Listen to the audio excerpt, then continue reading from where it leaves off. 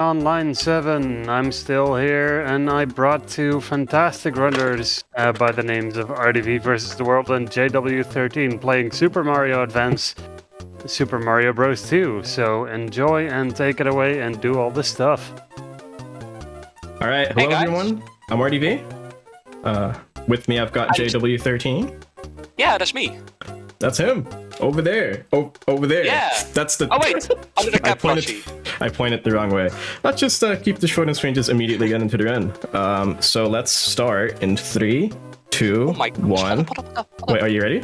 Yeah, I'm ready now. Oh, okay. Sorry. 3, 2, 1, go. All right. So immediately we're gonna just. My file. Can we restart once? My file wasn't good. Did you? I accidentally had a completed save file. Okay. Yeah. Amazing start.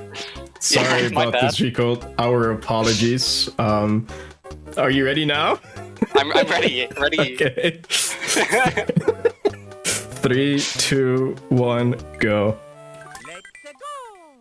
To make sure you feel better, my match wasn't good. So immediately right off the bat, yeah, welcome to Super Mario Advance, which is the GBA version of Super Mario Bros. 2. We're immediately gonna just start off playing as Luigi, because we don't actually play as Mario in this run at all, which, funny. There's 4 different characters. Luigi is hands down my favorite. He's very floaty, but that's nice. So this game actually runs on a global timer from when you reset the game, which is actually different from the NES and SNES versions, because there it actually resets per what am I doing? There it actually resets per level, but here it just starts when you boot up the game and it doesn't ever end. And that global cycle, actually, that global timer determines when Birdo spits out eggs. So for the beginning of this run, we are a little bit capped. But in usual runs, it makes it quite interesting as well, because you can actually manipulate the... usually time starts when you enter the save file, so you can actually time it in such a way that Birdo immediately shoots out an egg when you get to the boss fight, which is cool. Right. Moving over into level 2. 1-2 is an interesting level because we use this little trick with the carpets. If 2 carpets are on the screen at the same time, one of them gains a huge speed boost. Basically gains the speed that the other carpet would as well. So you basically just go twice as fast. And that just allows you to zip through the level really, really quickly. And basically all that's left is to make sure that you get to the Birdo cycle just in time to make it to the egg, and you've got like 2 seconds of wiggle room if you had a good 1-1.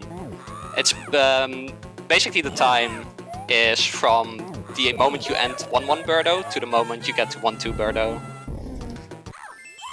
So yeah, short level, really easy, and then on to the next one.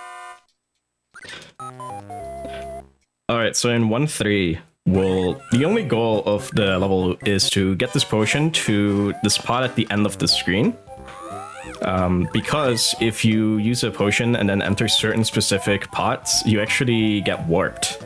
So we are using, because this is any %, we are actually using warps to complete the game faster. But we're not allowed to save and quit, which is the point of the category that we're running, which is what S plus Q stands for. So we can't just go to the most convenient levels. Which actually makes us a great comparison category to like the NES and SNES versions. Because the thing that's unique about this game is that when you warp and you save and quit, you can actually go back to every previous level that came before the level you unlocked, if you go back to the main menu. But since we're running no save and quit, that's not really relevant, because we're just, you know, going from start to finish, no save and quits. I'll actually note that on the SNES version, you can do the save and quit and continue as well. However, it's different to the point where you don't unlock all the individual levels, just the individual worlds that you pass. So you can start at level 1 of each world. At least that's what I remember. I only run this version of the game. And that's voice acting. What about we didn't even talk about that. Yeah, this game has beautiful voice acting, which I hope you've been enjoying. Which is also so unique to this version. Yeah, it adds a great vibe to the game. It's absolutely wonderful. Oh, we haven't been Especially talking about the Birdo. levels much. Yeah, Birdo is such a great voice. Also, yeah, coming into 4-2, the first level to offer some real opposition since 1-1. 4-2 has this interesting room that I'm in currently, where you need to get this potion all the way to the end, and you need to jump on these whale water spouts, and that can be really precise, really dangerous. I made it through well. I hope Ronald did as well. Yeah, I just got there. Oh, Yeah. wonderful. So we're like really even right now. Look at us. Awesome. That's what you love to see. So yeah, this is our second and final warp that we'll be using. World 6 is a bit of a tricky one. If there's if the host wants to read anything, I think this level's probably the best one to do so. Because it's just sweet movement. Yeah. All right, What you fair see is what enough. you get. So, yeah, you can stay updated with our events by following us on Twitter and Instagram under the handle BSG Marathon. Get a behind-the-scenes look at the event to stay up to date with the latest news on our marathons, events, and more. We are also in the process of uploading all of our VODs to YouTube over at youtube.com/BSG Marathon. Check it out and find a video per day in your feed. Lots of great runs of old events are already up there as well. So, yeah, take a look. Maybe some stuff is there that you just haven't really thought of watching yet. Alright, so the objective of this level is pretty much just get this key to the end of the level from that pot. Movement in there is a bit tricky. And of course, there's some beautiful voice acting to accompany the digging. I love the voice acting with the digging as well. It's actually a really good sound cue for when you need to dig again, in case you want to do it timing based instead of mashing. I'm not that type of guy, but some people are. Coming into 6-2, I'm going to try to talk about this level while I do this trick, but we try perfect. to not stand on the slow bird and instead do this super tricky movement that has all the camera scrolling and stuff. You gotta manipulate the camera a lot in order to spawn the right stuff. I just took a death there. I didn't get a running jump. There's so many precise parts to this trick, so I might die just a couple times here. It's so tricky, all of it. This part here, really I just want is. to be at a fortunate spot, jump off of it high, and land on this bird. And I gotta run on the bird a bit, jump here and jump there, all the way to the end. Only one death, I will take it. So yeah, coming into Birdo here. Here's a strat found by Acid Rain, where you pick up the big shy guy. You do a tap jump, throw it. Ronald will do it a bit differently than I do, but it's pretty much just get 2 hits with the big shy guy and then throw the mushroom block to get the Birdo kill. Yeah, I got a really quick Birdo kill. It's awesome. Wow, nice, me too. Shoutouts to Acid Rain for finding that. It's awesome. How'd you fare cool with slow bird skip? I just wrote the bird. I was fine. Oh, fair, fair. We're still even, so... Alright, so 6J, there's actually a... On the NES and SNES versions, you actually use a potion to do this trick, but I haven't seen it work in this version, so we use this Shy Guy to skip over the level. After I actually pull it off. Uh-oh. Oh no.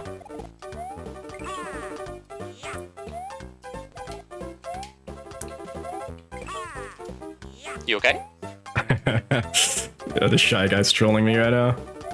Oh no, I hate when that happens. I'll take it over real quick and talk about the Mauser fight here. Mauser's tricky. The only big thing that I can say about him is when he throws a bomb, that he'll be at the point where he threw the bomb, where when the bomb explodes. So basically what that means is pay attention to where he's standing at all times when he's throwing bombs, and you'll know where to aim them. Uh-oh. Oh no, I died in Mauser. Like we talked about, you shouldn't do. If it makes you feel better, I died twice to the Shy Guy and I'm still at the first room. Oh no, this level's so difficult. How did that work? I am genuinely surprised that worked, but I made it finally. Yeah, this level 6-3 is is really like tricky. super difficult. World 6 in general is a big run killer for this category. Yeah, World 6 and 7 both. They're just so difficult, both of them. But I got through Mauser well that time. Looking a lot better. Deaths are short in this game. Deaths are forgiving. And even if you game over, you can just get back to the same level again. It's very nice. It's very kind to beginners of the run. It's just a really fun speedrun overall. Any percent, but I think this category especially is just really enjoyable and has a lot of room for improvement. So if this looks like your type of game, definitely check it out because there's a huge chance you'll enjoy it. Coming into 7-1. Trolling me. Oh no. He was trolling me as well, no worries. Coming into 7-1, this level has some really tricky vertical stuff and is a big proponent of what we call vine jumps, or in this case ladder jumps, where if you are holding up and the direction of which you're moving off of the ladder, you have a 8-frame window with Luigi and a 3-frame window with the rest of the characters to do a jump off of that ladder, giving you some huge air. And in 7-1 that absolutely matters the most because, again, this level is just so vertical that you can get really fast movement if you get these ladder jumps right, which I did get in that room. The Birdo in this stage is a bit simpler. You can just do the throw right there, pick up the mushroom block when running into it, stand on top of her, and then grab the block, throw it into her, and all done. I did get damage, that does happen sometimes, but if you do the fight right, you should be okay most of the time. Perfect. If you have anything to add to 7-1, Ronald? I'm just about to enter it. But I think you explained it pretty well. Oh no! I got unlucky. Really the hardest part about 7-1, I think, is probably like the beginning and the section with the ladders. The Birdo could sometimes troll you, but you can take it a little bit safer and you should be able to get it every time.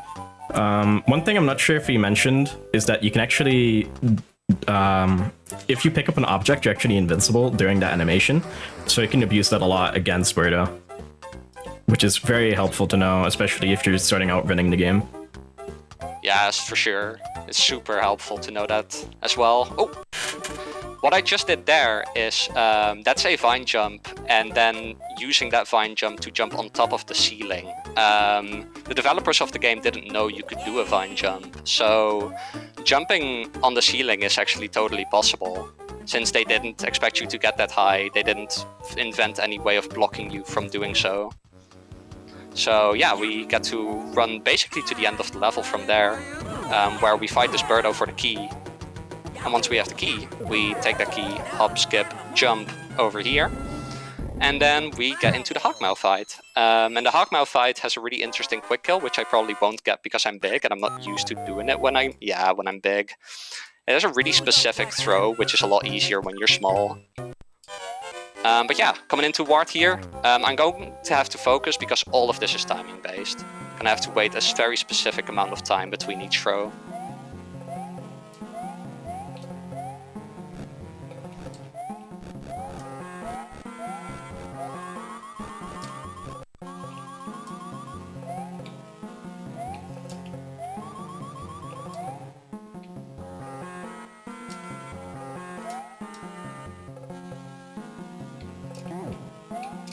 Yes! Nice. That's a perfect kill. Time also ends when, like, JW goes through the door. Yeah. And time.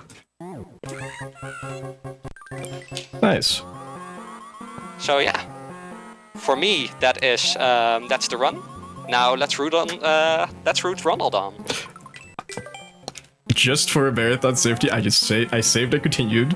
I might have to break the rules a tiny bit here if I want to actually enter in, because I only have 1 life left.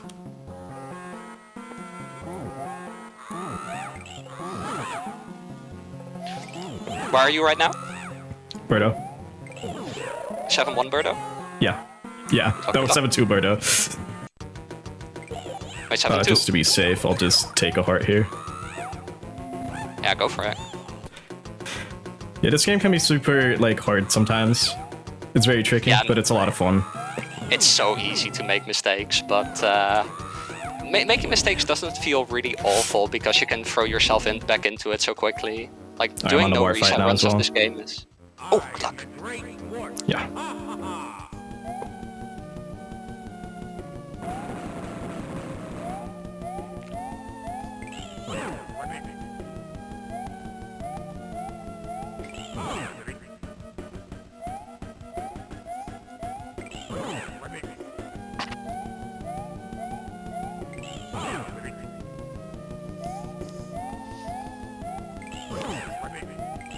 Ah, I missed the last double hit.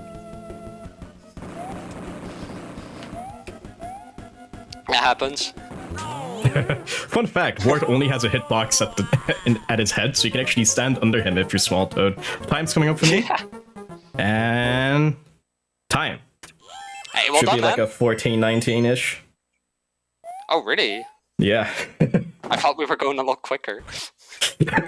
What are you trying to About say? what time did I I got get? unlucky with the Shy Guy jump, and then I died to the 7-2 Birdo, which was a bit unfortunate, dang. but I hope it was a good showcase of the run. I think it's a really fun run. I think the vibe's cool. I think the differences between the versions are definitely really interesting as well. Yeah, I like this game a lot. Yeah, So this if game is this awesome. run looked fun to any of you watching, definitely try and pick it up yourself. It's a lot of fun. We're always happy to help. I'm happy to help. I'm sure We're Ronald always is too. happy to help.